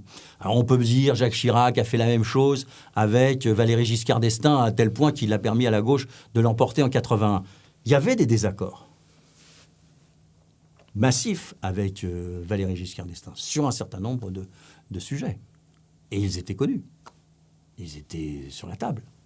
Donc, à partir de là, ils en tirent les conséquences. Chirac, je n'ai pas les moyens de mener la politique pour conduire le destin de la France. Bon, très bien. Là, c'était camouflé. C'était pas annoncé. Il y avait vaguement un désaccord sur les 35 heures, franchement. T'es pas le seul. Donc, ce que je lui reproche, c'est pas qu'il ait eu des idées ou qu'il soit en divergence ou qu'il estime que les socialistes du Parti socialiste étaient ringards par rapport aux problèmes qui étaient posés. C'est de ne pas les avoir assumés dans un combat politique et d'avoir tout fait pour que Hollande ne se représente pas. Parce que regardez bien le film à ce moment-là. François Hollande est président de la République sortant. Emmanuel Macron sort pendant le printemps. Il fait rapidement 6 ou 7%. Ces 6 ou 7% font sécession, du point de vue vis-à-vis du Parti socialiste. Ce qui affaiblit François Hollande dans le cadre d'une primaire dans la gauche. Car ces gens qui ont été avec Macron ne reviendraient pas sur Hollande. Et à partir du moment où ils ont fait sécession, ils affaiblissent. Et le président de la République, alors il y a l'histoire de ce bouquin, ce qu'un président de la République ne devrait pas dire, etc., tout ce qui s'est passé après. Mais il introduit l'idée dans la tête du président Hollande que s'il y va, il peut se faire battre à la primaire. Parce que une partie de son électorat est déjà partie. Bon, et au fond, qu'est-ce qu'il fait ? Il continue à dire à François Hollande, si tu y vas, je n'irai pas. Et puis, au mois d'octobre, pressé par ses amis, qui voient la mayonnaise commencer à prendre, il y va pour empêcher Hollande d'y aller. Bien, pour moi, ça, c'est une attitude de dissimulation politique et de traîtrise vis-à-vis d'un homme avec qui il a travaillé et dont il disait qu'il était fidèle. Ben non. Bon, donc il y a un désaccord politique, et puis je dirais tout simplement un désaccord humain. 67% des Français seraient inquiets du grand remplacement. Ce terme à l'origine polémique s'est aujourd'hui installé dans le paysage public et médiatique en particulier. Jean-Luc Mélenchon va employer un autre mot qui est, j'allais dire, la version optimiste du grand remplacement. Il parle de créolisation. Vous, est-ce que vous pensez... Quelle est votre position à l'égard de ce terme ? Je suis en désaccord avec l'un et avec l'autre. Je ne facilite pas le travail. Bon, moi, je ne crois pas au grand remplacement. Je pense que le grand remplacement est une pensée défaitiste. C'est-à-dire que l'on dit que nos adversaires ont déjà gagné. Or, ils n'ont pas gagné. C'est nous qui sommes en train de gagner. C'est-à-dire que s'ils sont à ce point identifiés autour d'un islam intégrisme, c'est parce que la culture, entre guillemets, on va me comprendre, occidentale, est en train de gagner les populations arabo-musulmanes. Et donc, ils se réfugient dans la défense du Coran et d'une lecture intégriste, pour parfois terroriste, du Coran. Donc moi, je ne suis pas sur la thématique du grand remplacement. Et puis, je dis à l'ensemble des gens qui nous écoutent, franchement, vous imaginez qu'un régime sur la base du Coran s'installe en France ? On a déjà mis 2 siècles à essayer de contenir les régionalismes, les Bretons, les Corses, les Basques, les Provençaux, les Ch'tis du Nord ou les Alsaciens. Et encore, on ne l'a pas entièrement... Justement, on peut se dire que c'est fragile parce que la France s'est construite très difficilement. Mais les jamais, guerres de religion, les langues régionales... Mais jamais, pour cela, il faudrait une guerre civile. Et même avec une guerre civile, il n'y arriverait pas. On n'est pas là. Non, parce qu'on fait une erreur. Certaines personnes le craignent. Oui, j'entends bien. Deux tiers des Français, donc, dans ce sondage, c'est un sondage. Mais bien sûr, Mais je comprends. Vous comprenez cette crainte. Ouais. Moi, je comprends. Pourquoi ? Parce que c'est la visibilité de l'autre qui fait dire on n'est plus chez nous. C'est le slogan qu'on entend dans les meetings du Front National et qui est repris à sa manière par Éric Zemmour. Et on voit bien que les civilisations se frottent. Elles ne s'affrontent pas, mais elles se frottent. Bon. Et moi, je ne suis pas pour la créolisation. Parce que la créolisation, c'est un contresens de la lecture de Glissant. Mais Mélenchon le prend parce que j'ai avancé l'hybridation. Moi, je crois aux sociétés hybrides. Et regardez la France. Les principes républicains restent. Mais les sociétés sont hybrides. On a tous pris un peu des cultures des uns et des autres. Mais la question qui est posée, si on veut que la France reste la France, c'est pas que tout le monde soit blanc et se reconnaisse et qu'on remonte je sais pas quel siècle pour dire que à partir de là, on n'est plus français, on n'est pas français. Non. Mais vous avez aujourd'hui des phénomènes inversés, c'est-à-dire qu'il y a aujourd'hui, je prends par exemple la commune de Montfermeil. Je crois que c'est 93% des gamins dans les écoles qui sont de culture musulmane. Et c'est ça le problème. Il n'y a justement plus de diversité. Non, mais c'est le problème. Mais regardez bien, moi ça je ne le lis pas, contrairement à beaucoup à gauche. Je ne lis pas, je dis c'est un vrai sujet, il faut le traiter. Mais regardez, c'est normal. C'est-à-dire que la misère se concentre sur la misère. Mais combien de communes ? Combien d'écoles ? On est loin du remplacement. On est dans des cristallisations là qu'il faut traiter, répartir, reconstruire, dispatcher, etc. Et puis défendre les principes de la laïcité. C'est-à-dire qu'on a le droit de croire et de ne pas croire, mais on ne peut pas m'imposer, moi, une croyance. Selon Fourquet, c'est par exemple 18%, il me semble, non, me souvenir, c'est ça, 18% de prénoms musulmans, c'était en 2019, je crois, donné. Donc c'est mais il y avait combien de prénoms ? Il y avait combien de prénoms polonais ou italiens ? Mais ils étaient catholiques et chrétiens. C'est ce qu'on dira. C'est ce qu'on me dira. Mais non. Mais ça c'est pas un problème. Combien de prénoms de culture anglo-saxonne tirés des films que on voit à la télé et de Netflix. Ce que je veux dire par là, que ce n'est pas le prénom qui fait la République. C'est-à-dire qu'on peut... Enfin, il faut quand même que les Français aient un petit vague souvenir. On peut s'appeler Manoukian et être un héros de la résistance française. Mais regardez, vous vous appelez Jean-Christophe, votre père. Non, mon père n'était rien pour rien pour ça. Non, mais c'est ma mère. Il était grec. Ma mère qui s'appelait Bleuze et qui venait de la Picardie, était fan de Romain Rolland. Donc elle m'a appelé Jean-Christophe. Mais c'est pas pour autant que... Mais je m'appelle aussi Georges, et qui est un prénom grec au départ. Donc les Georgiades. Mais c'est pas ça. Moi, je suis un enfant de la République. Évidemment, mais je pense que beaucoup de responsables ou de militants, parce que moi j'en avais beaucoup au Parti Socialiste, pouvaient avoir des prénoms, Karim, Rachid, etc. Ils étaient plus républicains que vous. Alors là, je parle moins du prénom que, imaginons, vous êtes... Donc Jean-Christophe Cambadélis, vous étiez dans une classe, vous êtes arrivé en France à quel âge ? Vous êtes passé par le Canada à un moment, il me semble. Ah non, moi je suis né à Neuilly-sur-Seine. Moi. Vous êtes né à Neuilly, oui, mais vous êtes parti dans les débats me faisait le reproche. Parce que vous appelez le chat, parce qu'au Canada, vos parents s'étaient installés au Canada. Parce que mes parents sont partis après au Canada. Voilà, et vous êtes, pardon, petite anecdote, mais vous êtes tombé par la fenêtre à ce moment-là, voilà, d'où votre étage. Surnom le chat, 3e étage, et par chance, vous avez été le toit d'une voiture... amorti votre chute. Voilà. Et c'est pour ça que certains disent que je suis pas très Vous êtes rentré du Canada à quel âge 9 ans? Je suis rentré du Canada, j'avais 8-9 ans. 8-9 ans. Et imaginez que vous soyez tombé dans une classe où il n'y avait que des personnes de culture grecque qui sont dans des univers grecs, etc. Ça aurait été beaucoup plus difficile pour vous et pour vos camarades de réussir justement une intégration républicaine, comme vous l'appelez.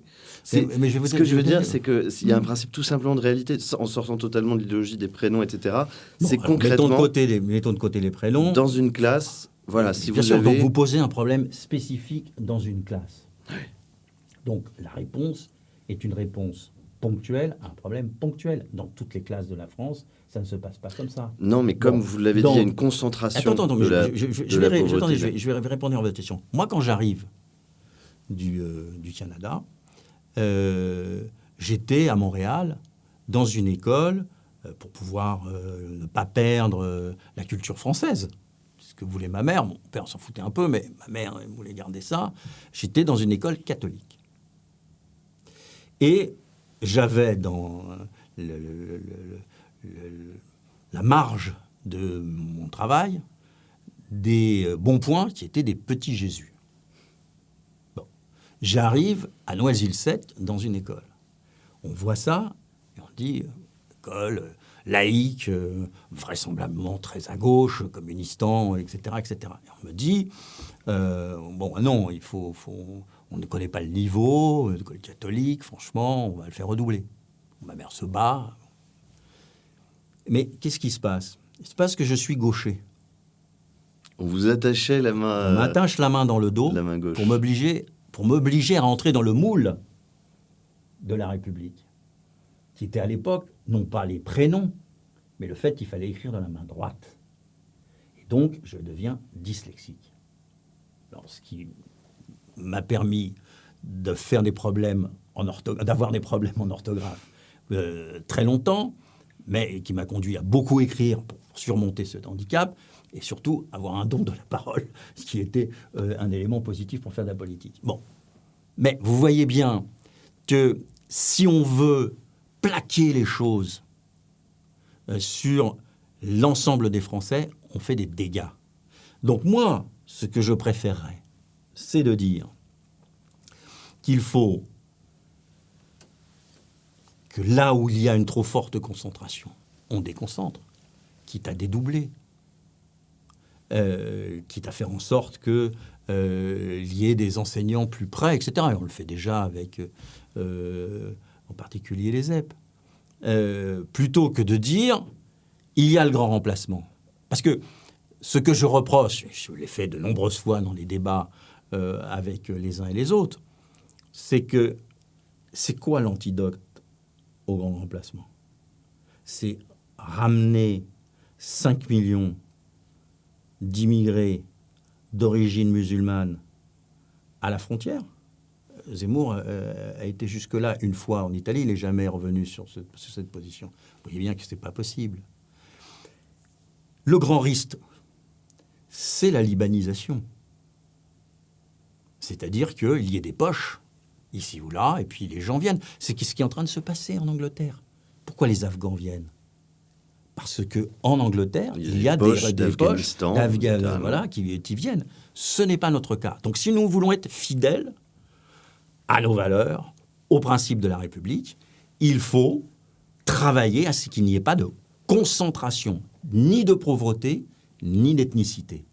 Mais ça ne fait pas le grand remplacement. Ce n'est pas au nom de cela qu'il faut dire que nous allons être submergés. Et sur la question des flux, donc là, on va parler simplement des entrées. Donc aujourd'hui, on est ministère de l'Intérieur. Donc on prend 2019, on est à 276 000 visas. Si on rajoute effectivement les mineurs isolés, mais qui sont potentiellement doublons, on est environ entre 300 et 400 000 entrées sur l'année 2019. C'était l'année où il y a eu le plus d'entrées. Par exemple, dans un pays comme le Danemark, il y a un consensus entre la droite et la gauche sur la question des flux migratoires. Je dis bien des flux, c'est-à-dire des nouvelles entrées, avec un constat qui a été fait au cours des années 2010, dans ces 20 dernières années, se disant on ne réussit plus à assimiler, donc en gros on va couper les flux entrants jusqu'à ce que la situation se rétablisse. Pourquoi est-ce qu'il n'y a pas d'accord possible là-dessus, sur la gestion des flux? Il pourrait y avoir une vision de gauche de l'assimilation ou de l'intégration, une vision de droite aussi, l'une peut-être plus autoritaire, plus stricte, l'autre plus sociale, mais pourquoi pas de consensus possible sur l'idée que dans un pays en crise, il y a tout de même une augmentation chaque année des flux migratoires qui met un petit peu en danger l'équilibre de la société. Alors, permettez-moi de vous reprendre. D'abord, le Danemark est un tout petit pays, ce n'est pas la France.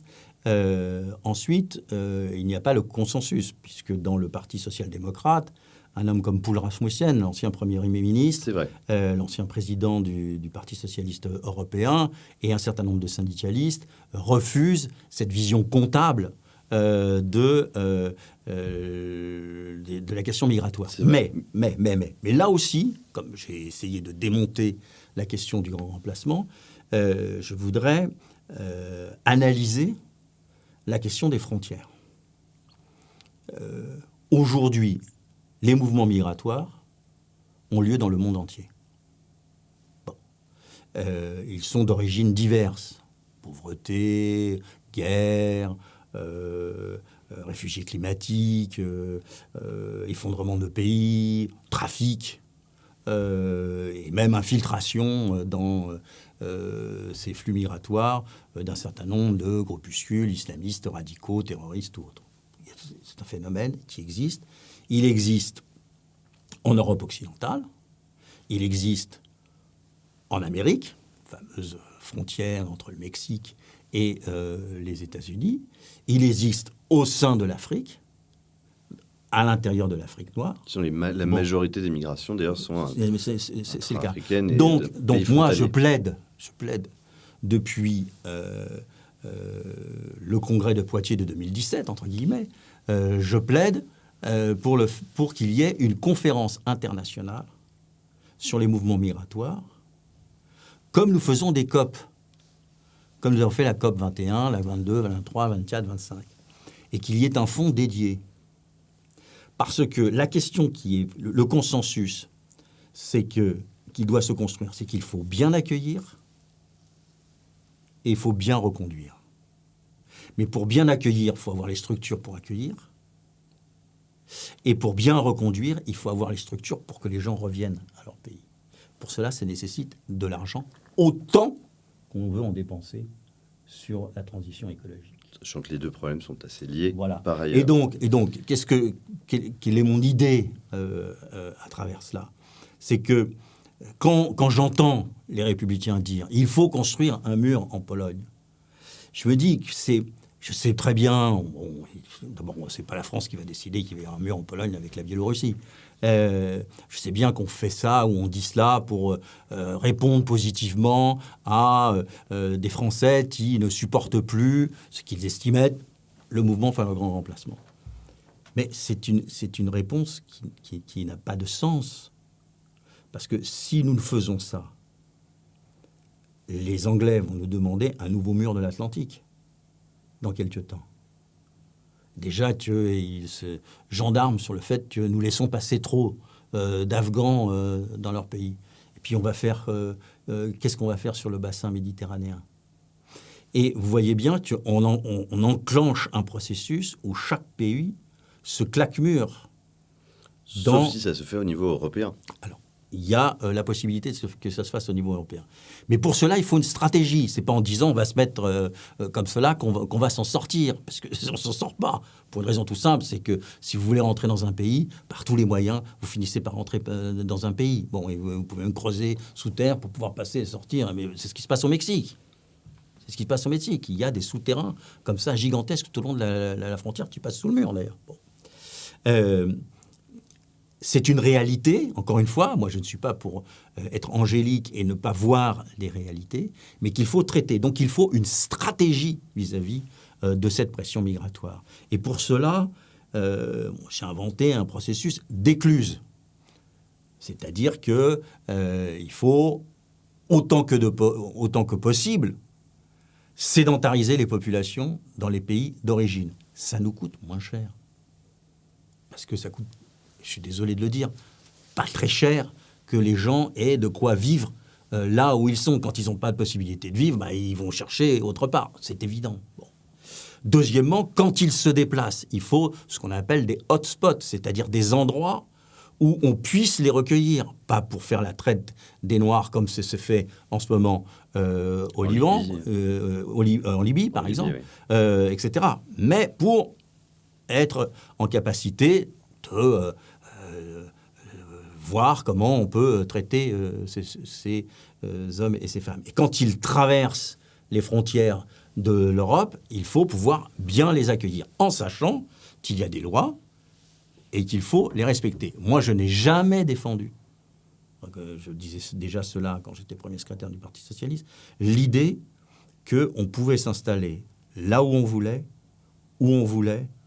quand on voulait. Je n'ai jamais défendu. Pour moi, ce n'est pas, c'est pas ça les droits de l'homme. Les droits de l'homme, ils sont codifiés par des droits. Alors, je rebondis pour finir avec ce sujet. Vous venez de le dire, infiltration d'éléments terroristes dans les flux de migrants. Qu'est-ce qu'il aurait fallu faire, à votre avis? Est-ce qu'il aurait fallu dire on coupe les flux de migrants, justement, en se disant il y a un risque pour la population française?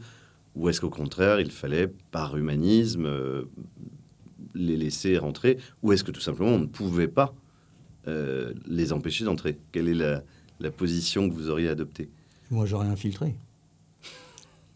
Je veux dire, bon, à un moment donné, les services secrets, on a des... C'est notre côté lambertiste. Peut-être, mais je les aurais infiltrés. La base, aujourd'hui, c'est le renseignement. Bon, on ne l'a pas fait. Et ce n'est pas un problème dû à la France, etc. Parce que moi, je n'aime pas qu'on instrumentalise la misère humaine, ces problèmes-là et le terrorisme à des fins politiciennes. On peut avoir un débat. C'est pas discourtois ou c'est pas un problème. On peut avoir un débat. Mais l'instrumentalisation ne permet pas le débat. Elle le ferme. Donc, le problème, pour reprendre cette formule d'Éric Zemmour, ce n'était pas le fait qu'on n'ait pas fermé les frontières. C'est que Mme Merkel a accueilli 800 000 à un milieu... Sans consulter ses partenaires Sans consulter ses partenaires. Donc la responsabilité, ce n'est pas la France. C'est que l'Allemagne, je suis très sévère, moi, contrairement à beaucoup, vis-à-vis de Mme Merkel, qui est devenue une espèce de personnage comme cela. Pour avoir de la main-d'œuvre pas chère, d'ailleurs. Évidemment, mais elle avait un problème démographique. Donc, elle a dit 800 000 personnes, c'est bon, c'est tout bon. Et dont très nombreux, plusieurs centaines de milliers, sont déjà repartis, parce que l'Allemagne étant très pragmatique, ils ont gardé ceux qui leur servaient en termes de main-d'œuvre, et ils ont renvoyé vers d'autres pays, dont la France. Mais souvenez-vous, le processus, elle a accueilli 800 000 personnes, et elle a été sur cette question aussi dure qu'elle l'a été sur les questions économiques vis-à-vis de la France ou vis-à-vis de la Grèce. Donc, c'est le problème qui est posé à l'Europe. Le problème qui est posé à l'Europe, ce n'est pas l'Europe, c'est l'Europe allemande. C'est-à-dire qu'un pays décide de construire l'Europe en fonction. Mais les Français répondent avec l'Europe française. On n'y arrive pas si nous, on veut substituer à l'Europe allemande l'Europe française. Donc, nos principes doivent être mutualisés avec d'autres. Mais on ne veut pas se confronter avec ça. On ne veut pas dire que... on nous dit, regardez le modèle allemand. Mais on ne veut pas dire que le prix du foncier en Allemagne est beaucoup plus faible qu'en France. Et donc, évidemment, les loyers sont beaucoup plus faibles. Et donc, dans la part du salaire d'un ouvrier, ça compte beaucoup moins que les 30% en France. On ne veut pas voir que les produits manufacturés sont faits dans les pays d'Europe centrale.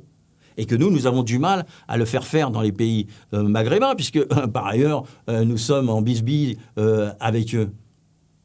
Donc, on est béni oui vis-à-vis de l'Allemagne. Moi, je ne suis pas pour rompre avec, je suis pour l'axe franco-allemand, etc., très bien. Mais quand je vois la question de l'immigration, et encore, entre nous, on en a pris 40 000, ils en ont pris 800 000. Depuis, justement, bien sûr, c'est normal, puisqu'a sont reflués par les Allemands, et donc ils viennent en France. Mais on est quand même très très loin de ce qu'a fait l'Allemagne. Donc la responsabilité, c'est pas Hollande qui aurait dû fermer les frontières, c'est Mme Merkel, et on ne le dit pas. Et on en fait un élément de polémique interne au pays. Et on donne l'impression aux Français qu'on a une représentation politique, quelle qu'elle soit, de droite, de gauche, du centre, que sais-je, qui, au fond, est allié objectif des pressions migratoires et du terrorisme qui est à l'intérieur. Ça, moi, je ne peux pas accepter ça. Non. On ne peut pas dire ça. On peut débattre, comment faire, donner des solutions. C'est peut-être pas les bonnes, mais enfin, je les mets sur la table, j'essaye d'avoir une vision de gauche, vue de la gauche, pour faire face à ce problème, qui est un problème, à mon avis, pas le seul. On a fait une première partie de campagne sur ce sujet, quand je vois que sur BFM, ou CNews, je ne sais plus quelle était la chaîne du deuxième débat de la droite, on passe 1h15. Mais je me dis comme ça, moi, spectateur sur mon divan, qui regarde avec attention, parce que un peu spécialiste de ces questions, je me dis, mais à la fin, ça va convaincre qui ? 30% de l'opinion. On ne parle pas aux Français. On parle à une fraction de l'électorat qui, aujourd'hui, omnibulée par cette question. Mais on ne parle pas on ne dit pas comment la France peut régler cette question-là. Parce qu'on nous dit, il faut faire un mur. Bon, d'accord, faites un mur, d'accord. Bon, et les autres, on fait sur quoi ? les solutions, c'est vrai, sur les préoccupations... Mais il y a une préoccupation, puisque c'est 30%. Je ne dis pas qu'il n'y a pas de préoccupation, mais ce n'est pas les 70% des Français. Sur l'immigration, 2 tiers. En général, sur le rapport à l'immigration, la crainte du grand remplacement, on est plutôt entre 60 et 70, parfois 75%. Mais c'est pas le... Mais effectivement, les solutions, c'est un autre sujet. Et chaque jour, on rajoute, parce qu'il faut être le plus radical possible pour être repéré, on rajoute un élément de plus sur ce sujet. On va parler un petit peu de vous maintenant.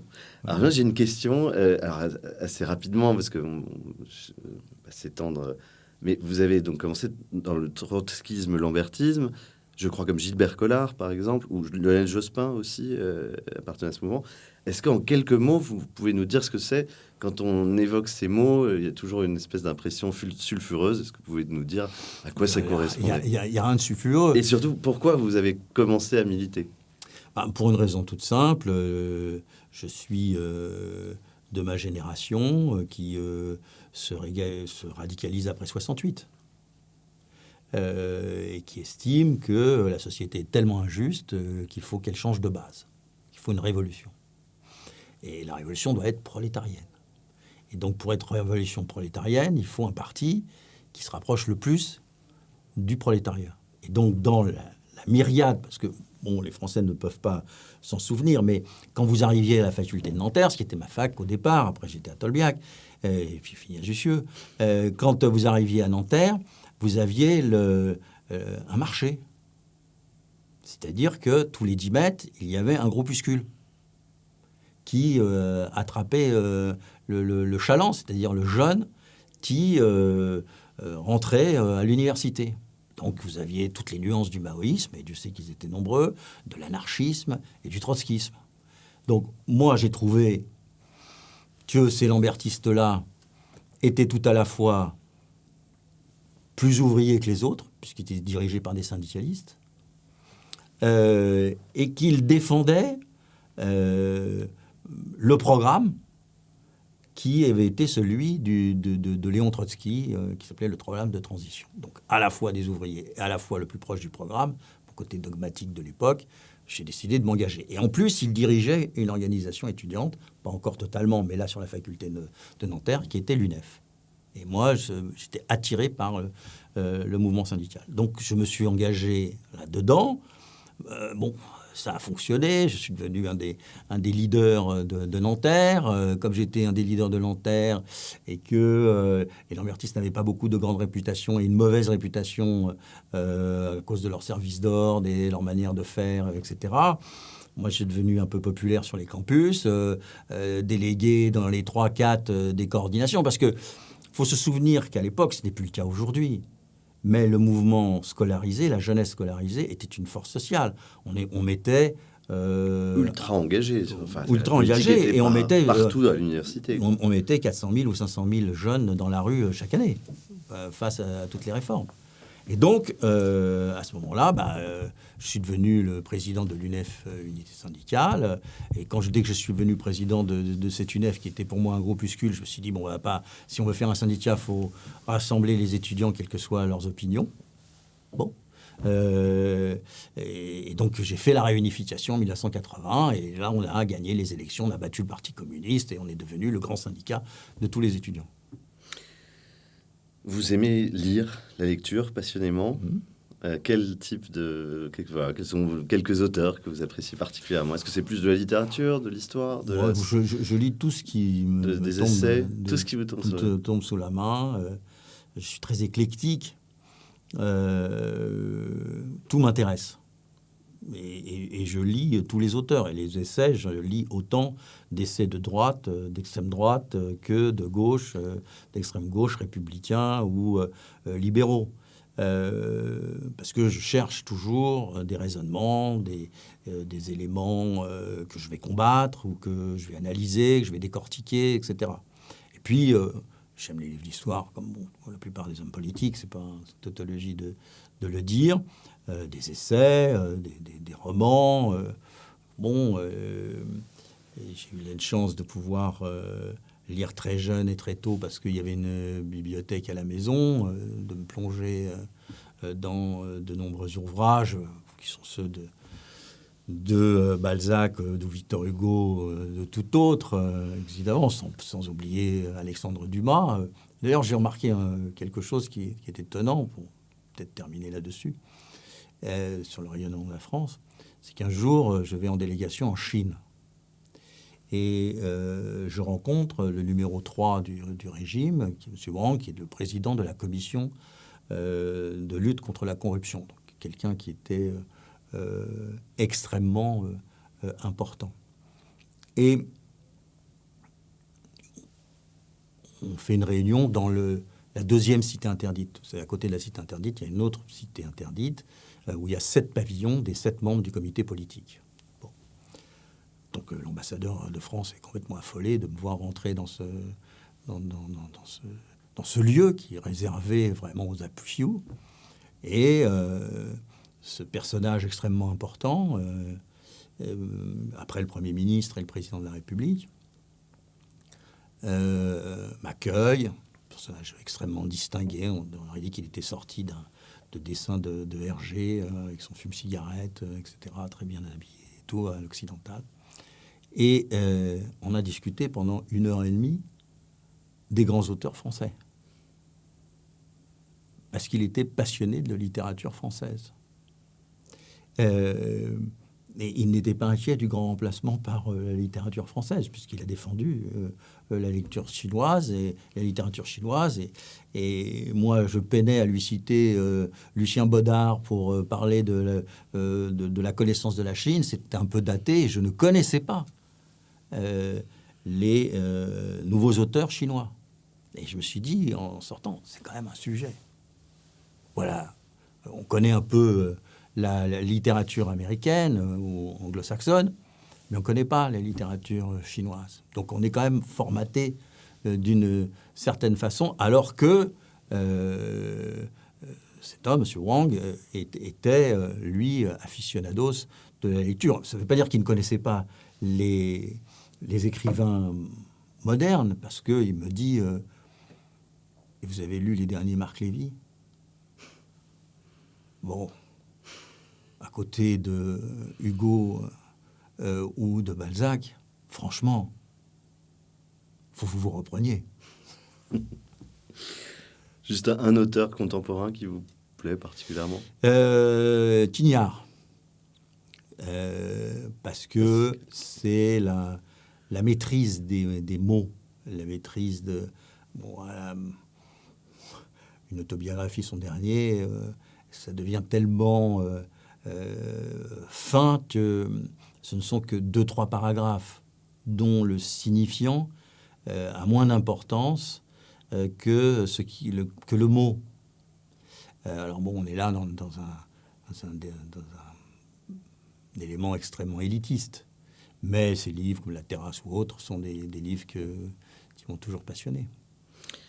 Qu'est-ce que vous regrettez éventuellement dans votre longue carrière? Vous avez eu une condamnation au sujet de la MNEF pour recel d'abus de confiance. Est-ce que c'est ce genre de choses qui ont peut-être participé à ce que les gens aient une vision de la politique un peu rabaissé, ou est-ce qu'il y a d'autres choses que vous êtes passé à côté dans votre vie personnelle ou politique?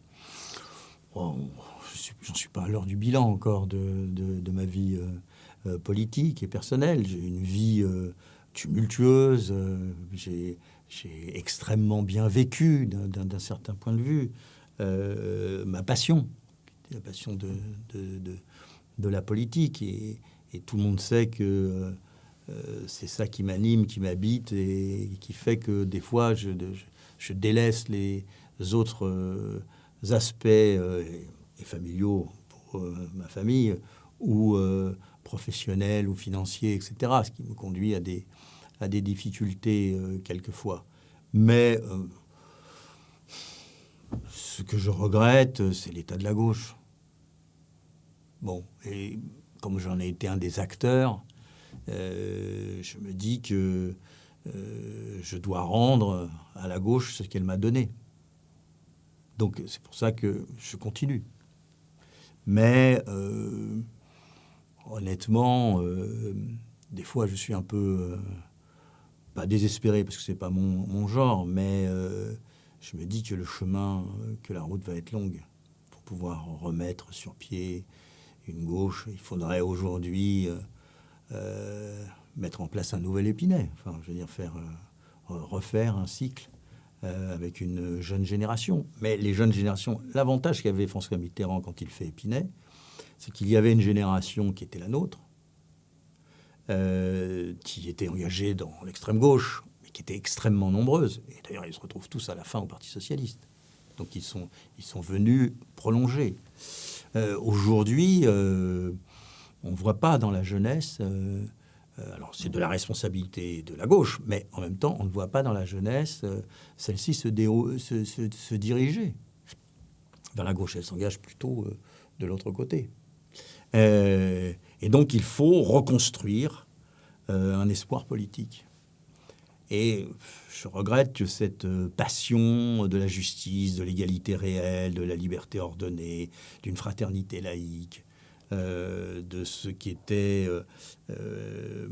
à la base de la gauche, c'est-à-dire une transformation de cette société, est disparue dans une gestion intéressante, évidemment, mais une gauche qui a perdu un peu de son sens, un peu de son âme.